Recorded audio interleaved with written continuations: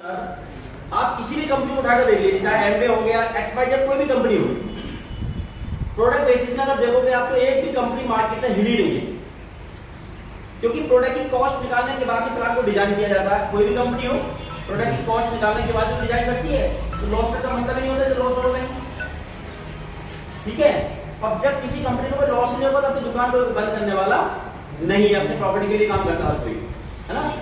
तो direct selling को समझना इतना बहुत जरूरी है कि आपका अगर विजन क्लियर हो गया तो फिर मिशन आपका सेट हो जाएगा, ठीक है। इसे बोलते हैं विजनरी सोच। विजनरी मतलब समझते हैं आप, आगे की सोच, फ्यूचर में काम करना। हर इंसान फ्यूचर में तो काम करता है, मुझे बताइए कौन करता है। करंट में से एक मजदूर इंसान काम करता है कि 8 घंटे काम करना है, शाम को पता होता है कि 400-500 प्रॉफिट में आने वाला है, 8 आटा दाल चावल मुझे घर लेकर बच्चों के लिए जाना है ना। उसका कोई विजन नहीं होता, उसकी अपनी एक नीड होती है। 8 घंटे की नीड पूरी करने के बाद में वो अपने बच्चों के लिए कुछ ना कुछ लेकर के घर जाता है, ठीक है। बड़ा इंसान जो होता है कोई भी कामयाबी पाने के लिए वो आज इन्वेस्टमेंट करता है, और अगले 10 सालों की बात की सोच होती है कि मैं आज इन्वेस्टमेंट करूंगा, आज एक पौधा लगाऊंगा। फॉर एग्जाम्पल कि आम का आप पेड़ लगाते हैं तो 5 साल कम से कम सींचना पड़ता है उसे, यस नो, और 5 साल के बाद आपको फल देता है, लेकिन सींचना तो कंटिन्यू 5 साल पड़ता है। तो वैसे ही इसे बोलते हैं विजनरी सोच, एक लंबी सोच पे काम करना। अगर मैं बात करूं आज औषधि ब्रांड की, तो औषधि ब्रांड एक मिशन पे काम कर रहा है, बहुत बड़ा मिशन है। कंपनी का विजन तो क्लियर हो चुका है, अब मिशन पे काम हो रहा है। हिंदुस्तान की डायरेक्ट सेलिंग इंडस्ट्री में पहली ऐसी कंपनी है जिसने 5 महीने में इतिहास खड़ा कर दिया अपने आप। जी, तो सही कह रहे हैं। अगर आज हम बात करें तो बाइक फंड अचीवर हमारे पास 100 के आसपास, 100 शतक पूरा कंप्लीट कर चुकी है कंपनी बाइक अचीवर्स को। और एक भी बाइक अचीवर ऐसा नहीं है उसकी खुद की गलती अगर है, मान लो उसने रीपरचेज नहीं किया, पर मंथ जो फंड आता है तब तो उसे फंड नहीं आ पाएगा।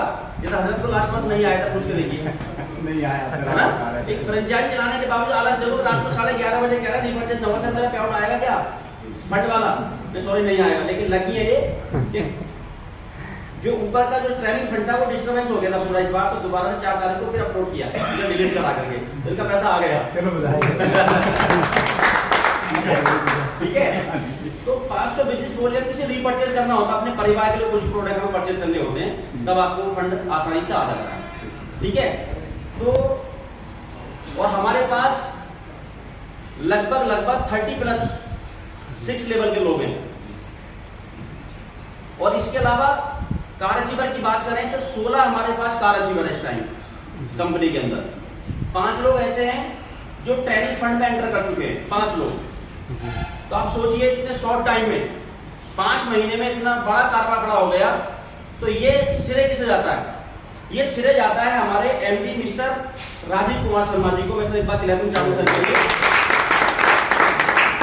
आपका जो विजन है उनका सीधा एक विजन ये है और मिशन ये है कि कोई भी पेशेंट हमारे यहाँ से कोई ट्रीटमेंट लेता है तो किसी भी हाल में उसे फायदा होना चाहिए। नाजायज पैसा 1 रुपया भी किसी का बर्दाश्त नहीं करके कितनी ईमानदारी के साथ काम कर रहे हैं। कई ऐसे केसेस हमारे पास चले जाते हैं, हमारे पास कॉल्स आती है जैसा रिजल्ट नहीं आया, तो सर क्या बोलते हैं कि उस पेशेंट को डायरेक्टली अपने हैंड ओवर ले लेते हैं फौरन।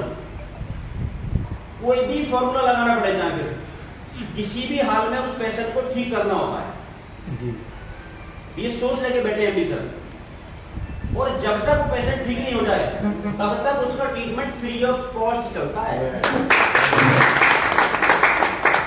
यानी कि लोग कहते हैं प्रोडक्ट की गारंटी है, प्रोडक्ट की गारंटी नहीं है।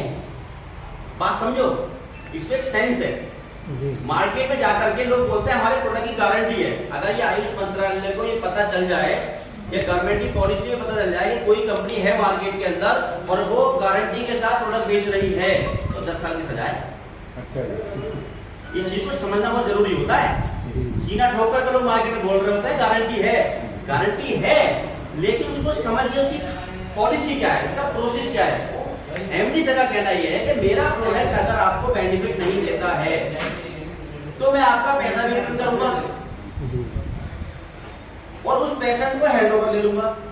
जब तक वो ठीक नहीं हो तब तक उसका इलाज फ्री ऑफ कॉस्ट चलेगा। अब इनडायरेक्टली समझिए कि उस प्रोडक्ट के अंदर किस लेवल की क्वालिटी दे रहे होंगे। क्या एमडी सर की सोच होगी इस तरह की? कि मैं प्रोडक्ट में कोई कॉम्प्रोमाइज करूं, कंटेंट से छेड़छाड़ करूं? नहीं ना, नहीं। नॉर्मल सी बात है। वरना फैक्ट्री के बाहर लाइन लगी होती है अब तक ना, यही केसेस होते सुबह शाम तक कि मेरा रिजल्ट है, मेरा रिजल्ट। तो पॉलिसी को समझिए, पॉलिसी क्या है, ठीक है। और एक बात और बोलना चाहूंगा आप लोगों से, मेरी हम्बल रिक्वेस्ट है कि मैं जब भी आपकी मीटिंग लेने के लिए आता हूँ तब आपके सिर्फ पुराने चेहरे बैठे होते हैं, नए लोग कहाँ हैं आप? आज तो बहुत सारे नए हैं। नहीं सर, कभी फ्रेशर है, अभी ज्वाइन नहीं हुई ना। जो लोग आपने ज्वाइन किए वो लोग कहाँ हैं? सर हमारे तो आज कुछ 4 लोग तो ऐसे चले गए कि जिनकी ट्रेन भी हो गई, किसी के तो कोई मुरादाबाद में ही आपके गए हुए, वहाँ तो उनके कोई बच्चा होने वाला। चलिए क्या कोई हजरत का 7वां लेवल हो गया, कार हम बुक करने जा रहे हैं सर। मेरे एक बार उत्तराखंड वालों को सबको गुड न्यूज मिलने वाली है कि हजरत कार बुक कराने जाएंगे अभी यहाँ से निकलने के बाद। तो ये चीज को समझना है हमें कि ये औषधि है क्या, या फिर डायरेक्ट सेलिंग के अंदर प्रोडक्ट